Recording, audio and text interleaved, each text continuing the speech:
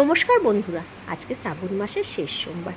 আমি পুজো করেছিলাম, ভেবেছিলাম প্রথমটা করেছিলাম আর ভেবেছিলাম 4টে সোমবারই করব, কিন্তু আমি করতে পারি না, আমার একটু শারীরিক সমস্যার জন্য আমি করতে পারিনি।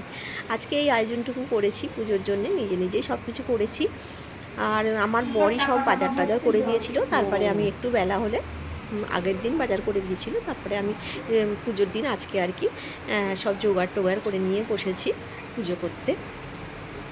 সেটা আপনাদের সাথে না শেয়ার করলে তো আমার ভালো লাগবে না। হ্যাঁ, সেই জন্য আমি তো শেয়ার করবই। আর আমি যতটুকু যা জানি সেইভাবে করেছি বন্ধুরা। আমি অন্তর থেকে বাবাকে ডাকাটাই শেষ কথা, তাই না? যে কীভাবে পুজো করছি, কী করছি না করছি সেটা বড় কথা নয়। আমি যেটুকু জানি, মানে ঠাকুরের মাথায়, বাবার মাথায় যে জলটা ঢালবো, কীভাবে তৈরি করব, আমি ছোট থেকে যেটুকু দেখেছি সেইভাবে শিখেছি আর সেইভাবেই করেছি। বাবার মাথায় তো জল ঢাললাম। হ্যাঁ, খুব প্রশান্তি, নিজের ঘরে বসে এক মনে বাবাকে ডাকা, সে যে কী শান্তি। কোথাও গিয়ে কী বলুন তো, একটা তাড়া থাকে, পিছনে লাইন থাকে, সবাই বলে নাও নাও তাড়াতাড়ি নাও তাড়াতাড়ি নাও, মানে একটা শান্তিভাবে তুমি বাবাকে ডাকতে পারবে না। কোথাও গিয়ে জল ঢালতে গেলে মন্দিরে টন্দিরে, নিজের ঘরে বসে আমি এক মনে সুন্দর করে আমি যতক্ষণ ইচ্ছা আমি পুজো করতে পারি, তাই না? যতটুকু জানি আমি আমার মনের মতো করে সুন্দর করে পুজো করেছি। পুজো করা মানে কি, বাবাকে আত্মা থেকে ডাকা। মানে আমি বাবার উপোস করছি, সেই হিসেবেই বলছি, বাবাকে আত্মা থেকে ডেকেছি আর কি, আত্মা দিয়ে। হ্যাঁ, আর এই যতটুকু যা নিয়মকানুন জানি সেটুকুই করেছি। কি করব বন্ধুরা, আমাকে সেইভাবে কেউ গাইডও করার নেই, কেউ বলেও নি যে এইভাবে এইভাবে করতে হয়। তবে আমার মনে হয়েছে যে আমি যেটুকু জানি ওইটুকুই যথেষ্ট। তারপরে কেউ কিছু বললে অবশ্যই আমি করব সেটা। কেউ কিছু যদি আমাকে বলে যায় তোমার এটা ভুল হয়েছে, হ্যাঁ এটা করা উচিত ছিল, নিশ্চয়ই করব। এই পুজো করলাম, আমার বেশ বেলাই হয়ে গেছিলো পুজো করতে করতে। যে কোনো একটা পুজো মন থেকে করলে একটু সময় লাগে, ধৈর্য নিয়ে পুজো করতে হয়, তাই না? হ্যাঁ, বেশ অনেকক্ষণ ধরেই পুজোটা করলাম। আরতি টারতির ব্যাপার আছে, আর আমি একটু যা যা দিয়ে আমার যা পুজোর এখানে যা যা আছে আমি সব কিছু দিয়েই আরতি করেছি।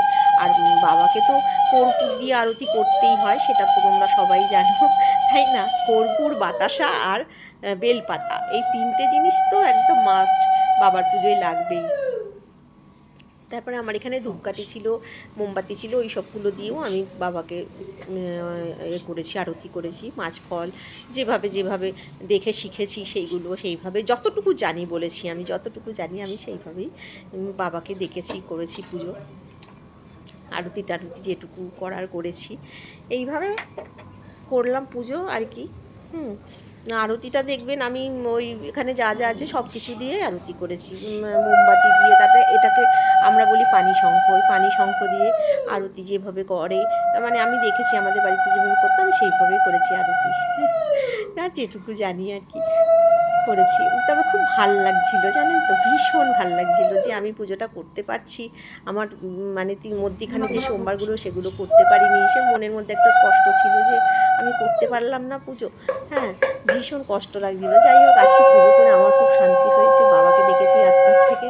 তারপরে পুজোর শেষে একদম ভালো করে প্রণাম করে করে সবার মঙ্গল কামনা করেছি আমি, যে বাবা সবাইকে ভালো রাখো তুমি। হ্যাঁ, বাবার কাছে সবার মঙ্গল কামনা করেছি। আর বাবাকে তো পৈতে পড়াতেই হবে। হ্যাঁ, বাবাকে পৈতেটাও পরিয়ে দিয়েছিলাম।